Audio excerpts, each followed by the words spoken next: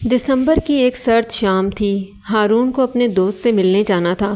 مغرب کی نماز کے بعد وہ گھر سے نکلا اور پیدل ہی اس کے گھر کی طرف چل پڑا۔ سردی کی وجہ سے گلیوں میں سناٹا تھا۔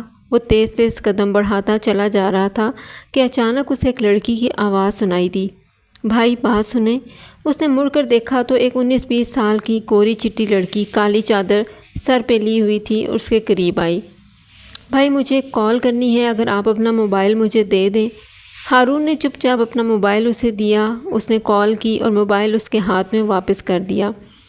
وہ خاصی پریشان لگ رہی تھی۔ ہارون نے اخلاقاً پوچھا کہ کیا کوئی پریشانی ہے؟ کیا میں آپ کی کوئی مدد کر سکتا ہوں؟ لڑکی نے اس کی جانب دیکھا اور بولی، میری امی گر گئی ہیں اور ہر گاڑی والے کو کال کر چکی ہوں، اس ٹائم کوئی بھی گاڑی والا اویلیبل نہیں ہے۔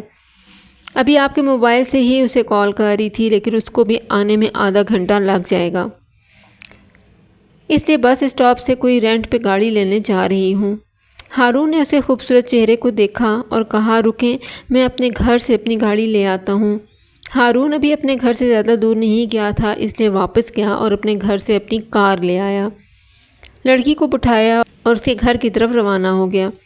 اس کی امی بے سود فرش پہ گری پڑی تھیں۔ ہارون نے انہیں اٹھا کر گاڑی میں ڈالا اور ہاسپٹل کی طرف روانہ ہو گیا۔ لڑکی احسان مند نظروں سے بار بار اس فرشتہ صرف انسان کو دیکھ رہی تھی جس نے موقع پر ان کی مدد کی۔ امی ٹھیک ہو کے گھر آ گئیں اور ہارون ان کے گھر آنا جانا شروع ہو گیا۔ عائزہ ہارون پر اعتبار کرنے لگی اور ہارون بھی ان ماں بیٹی کے ہر کام کے لیے حاضر ہوتا۔ وقت گزرتا گیا، آنٹی نے ہارون کو اپنا بیٹا بنا لیا۔ ہارون اب ہر وقت انہی کے گھر میں رہتا تھا۔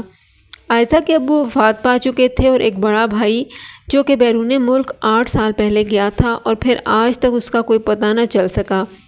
جس کمپنی میں وہ کام کرتا تھا اس میں آگ لگ گئی تھی اور شاید وہ بھی اس میں دیگر ملازمین کی طرح جل کر اللہ کو پیارا ہو گیا تھا، مگر اس کی ڈیڈ باڈی ابھی تک عائزہ لوگوں کو نہیں ملی۔ اب یہ 2 ماں بیٹی ہی تھے۔ ہارون جانتا تھا کہ یہ 10 مرلے کا عالیشان گھر اب مستقبل میں عائزہ ہی کا ہے، اس لیے کہیں نہ کہیں اس کے دل میں یہ لالچ ضرور تھی، جو وقت گزرنے کے ساتھ ساتھ شدید ہونے لگی۔ ہارون نے عائزہ کا رشتہ بھیجا اور اس طرح عائزہ دلہن بن کے ہارون کے گھر آ گئی۔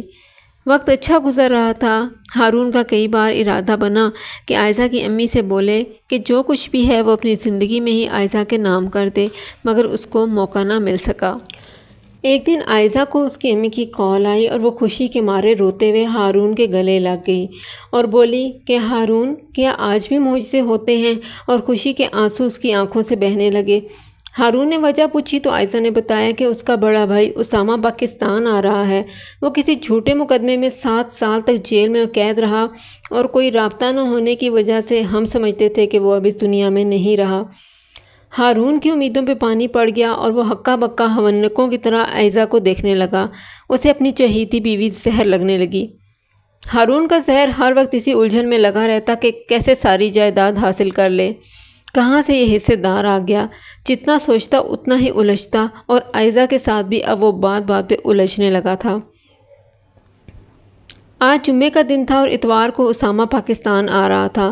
ہارون نے دن رات سوچا اور پھر وہ نارمل ہو گیا۔ اس کے ذہن نے ایک شیطانی کھیل سوچا۔ ہارون نے گاڑی نکالی اور اسامہ کو لینے ایئرپورٹ چلا گیا۔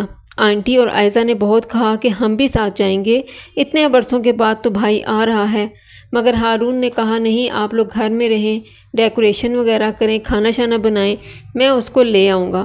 ہارون نے اسامہ کی پک لی اور ایئرپورٹ پہنچ گیا۔ کچھ دیر کے بعد اسے دور سے اسامہ آتا نظر آیا۔ وہ اس کے پاس گیا، اپنا تعارف کروایا اور پھر اس نے اسامہ کو گاڑی کی چابی دی اور کہا کہ آپ گھر جائیں، مجھے یہاں ایک ضروری کام ہے، وہ میں کر کے آتا ہوں۔ اسامہ نے ڈرائیونگ سیٹ سنبھالی اور گھر جانے کی خوشی میں سرشار تیز دوڑاتا ہوا گھر کی طرف روانہ ہو گیا۔ دل ہی دل میں اسے اپنی ماں اور بہن کے انتخاب پر خوشی ہو رہی تھی کہ کتنا اچھا لڑکا ہے۔ تقریباً 10 منٹ کے بعد اسامہ کی طبیعت خراب ہوئی اور اسے ایسے لگا کہ جیسے اسے وامٹ آنے لگی ہے۔ اس نے سوچا کہ گاڑی روک کے کہیں اتر کے میں وامٹ کر دوں، مگر گاڑی نہ رکی، اس کی بریکیں کام ہی نہیں کر رہی تھیں۔ اتنی بزی روڈ پر آخر وہ گاڑی کو کہاں روکتا۔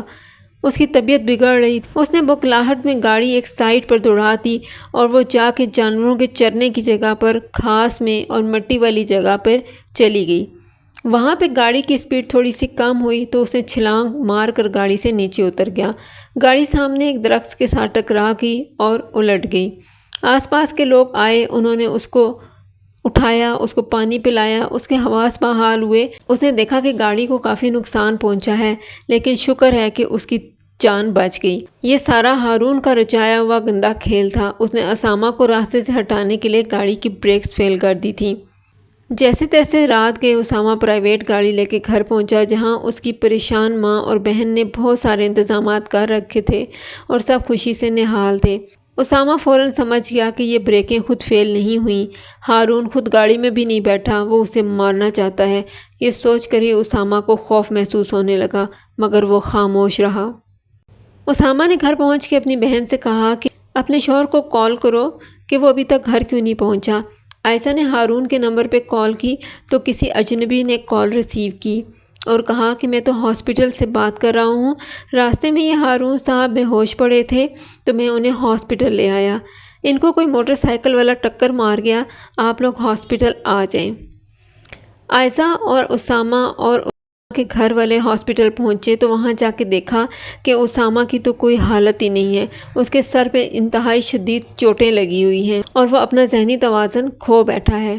اسامہ اور عائشہ اسے گھر لے آئے، بہت علاج کرایا، بہت خیال رکھا، مگر اس کی حالت ٹھیک نہ ہوئی۔ کئی مہینوں وہ لوگ اس کا خیال رکھتے رہے، اس کا علاج کراتے رہے، لیکن ہارون کی حالت بہتر نہیں ہوئی۔ 1 سال کے بعد اسامہ نے عائشہ کو کہا کہ بہتر ہے کہ تم خلا لے لو اور اپنی زندگی نئے سرے سے شروع کرو، اللہ انصاف کرنے والا ہے، تمہارے حق میں یہی بہتر ہے۔ اور عائشہ کو وہ سارا واقعہ بتایا کہ کس طرح ہارون نے اسے گاڑی دے کر خود گاڑی میں نہیں بیٹھا تھا اور اسامہ مرتے مرتے بچا تھا۔ عائشہ نے ہارون سے خلا لے لی اور ہارون کو اس کے لالچ اور گناہوں کی ایسی سزا ملی کہ وہ دنیا کے لیے عبرت بن گیا۔